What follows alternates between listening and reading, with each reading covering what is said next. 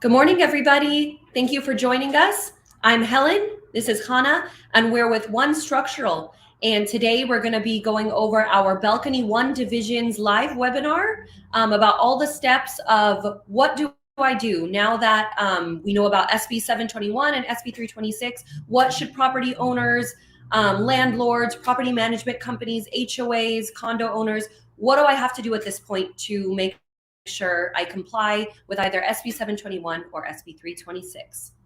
So today's presentation is going to just keep it real simple and basic about, again, just what do I do at this point and what to look for and everything like that. So I'm going to be sharing my screen with a presentation. If at any time you have any questions, if they're not being answered, please post them. I think it's on your left or right. I'm not sure what you guys see, but there is a live chat that after we're done with the presentation, we'll be able to see and can answer all of your questions. And of course, there's info at the bottom for our phone number that you can reach us directly, 323 Balcony. And honestly, any phone number works that you have, you can reach any division at any time. So we will begin. All right, so everyone should hopefully be able to see this. So this is, again, is our information, 323 Balcony. Any balcony questions, send it to info@balcony1.com. Here's our website. And this is, of course, our names. So basically these laws, I believe they started in 2018, but they were effective in 2019. So it's already been several years. So that clock is ticking, basically. This applies to all buildings with 3 or more units that have exterior elevated elements. You have to get those inspected. Hannah, do you want to describe some samples of what an exterior elevated element is? Yes. Hi, guys. I'm Hannah. I'm the director for Balcony 1. So just like Helen said, we have a few elements that are included in the mandate. So we have walkways, balconies, decks, patios that are above 6 feet high. Also, stairway landings will be included. Now, they all have to be wood frame. And I know in some cases you're not really sure. 99% of communities and apartment buildings are wood framed, but they are covered with stucco, so it's a bit confusing. But this is where we come in. We will have our technicians come out and determine which elements do need to be included in your inspection. Very good point. So even if your element, like Hannah described, is covered in stucco, it still may be wood framing on the inside and have to get inspected. And just like Hannah mentioned as well, the criteria is at least 6 feet above the ground, and of course meant for human load as well. So what do I have to do? So you might be wondering, another mandate or law, but we're here to make it much easier for you so you don't have to deal with any of those headaches.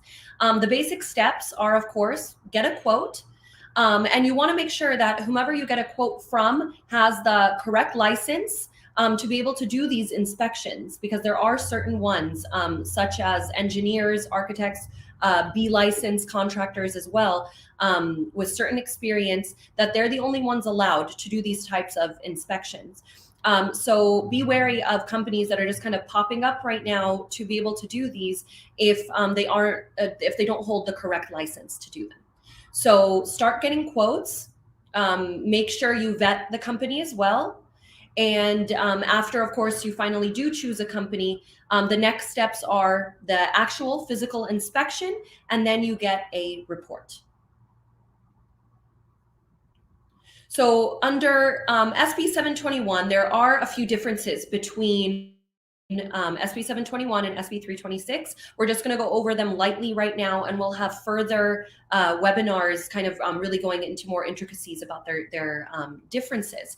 So SB721 applies to apartment buildings with 3 or more units.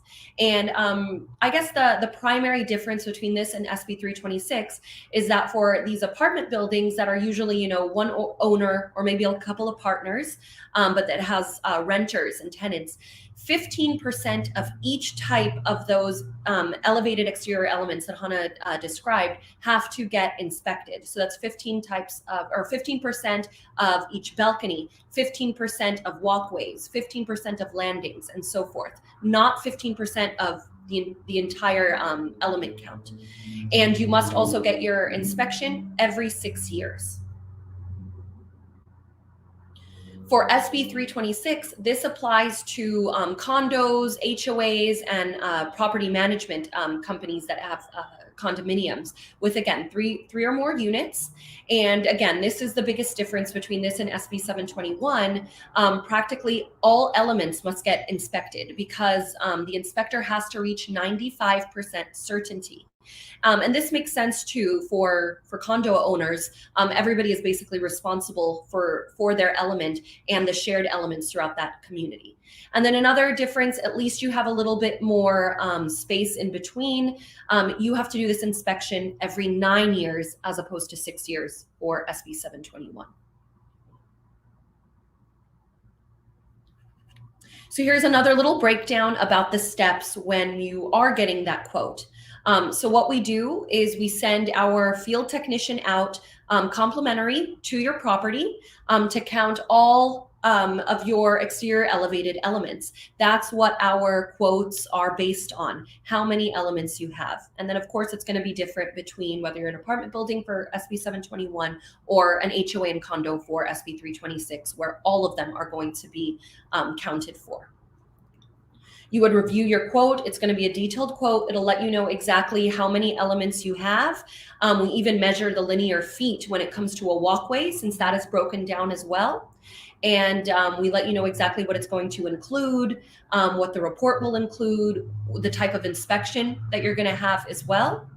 And we're always able to meet with you. Hannah's always with HOAs at board meetings, doing lunch and learns, breakfast and learns, Zoom meetings, anything that you need to review that quote, we're here to assist you with.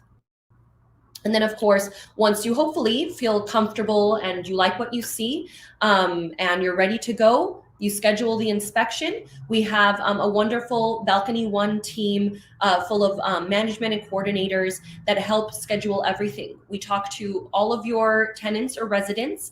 We make sure they all have notices to know exactly when the inspection is going to be.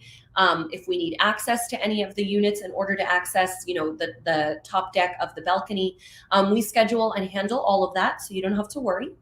And once the inspection is completed, after a certain length of time, we provide you with your detailed report that includes all of the details from the inspection.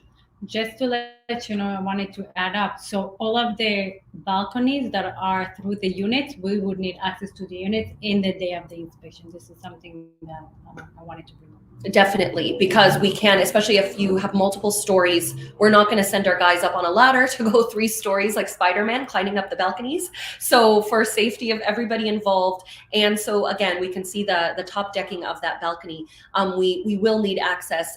This pertains more to, I guess, the HOAs and SB 326, since we'll need to see every single element, whereas it won't be as, I guess, intrusive for SB 721, where only 15% of those elements are getting tested.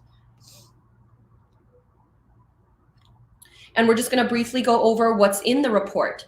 So it's going to have details about each element that was inspected, our recommendations based on the contractor and the engineer's recommendations, expected future performance of your elements. I believe we rate them anywhere from 0 years, it's going to fail, which not that much, don't be scared, to, this will have 2 to 3 more years, 5+ years, and so forth. And we'll do that for a breakdown of each element, as well as any identified risks to your tenants or residents. And then, of course, I know our next question is, well, what if there is a big risk or there is a lot of water damage or something like that? If we do find any significant risk to your tenants or residents, something is failing, of course, we would let you know, and then you do have to repair it as necessary. If there isn't any risk, all of your elements are in sound condition, you have to keep your report for a minimum of 2 cycles. The first deadline is approaching, January 1st, 2025. That's less than 2 years away, which you may be thinking, okay, I have 2 years to do this. But keep in mind, this applies to practically every single building in the entire state of California. And there are only a handful of trustworthy companies that can even do this. So 2 years, I kind of don't even think is enough time to get to every single building, considering there's not that many trustworthy companies that can do this. So act now, so that way you're not in a 1-year waiting list either, to get with the company you like. And act now, so that way you don't have to, go with a random company who might not even be licensed, and then you're more liable at that point. So again, there isn't that much time left. For liability purposes, safety purposes, and to just get this out of the way. Schedule your free quote today so we can help you with your inspection. So that's kind of the basics of what do I do as a landlord or property owner to address SB721 or SB326. Anything you want to add, Hannah? Yeah, I say everyone, if you have any questions, you can reach out to us, or you can actually reach me directly for any balcony questions. So my cell phone will be 818-401-8388. And I'll post it in the chat. Can you just say that again, Hannah? 818-401-8388. And this is Hannah's direct line. How many companies do you know that will give you their direct cell phone to reach with any questions? That's how we handle it from honestly A to Z during your process. You can always reach a live person. So you're always aware of every step that's happening with your building, with your tenants, with your residents, whatever it is. So thank you so much. Again, any questions you have, give us a call, email us, and be on the lookout for any future webinars that we have that we can get into more details. And also, just to throw it out there, in less than 2 weeks, we are hosting our first in-house expo. I think today is the last day to register. We have an Eventbrite link. So if you need that link and want to register, it'll be on Tuesday, January 31st from 11 to 1. We're going to have workshops on all of our divisions. Balcony 1 will have workshops, ADU 1, and Retrofit 1. So all things multifamily. We're going to have raffles, prizes, food, everything like that. So it should be really fun, and it'll take place in our office in Tarzana, again, Tuesday, January 31st. So please contact us if you want that RSVP link through Eventbrite, and we hope to see you guys there. Thank you so much. Until next time, Bye-bye. One Structural is out.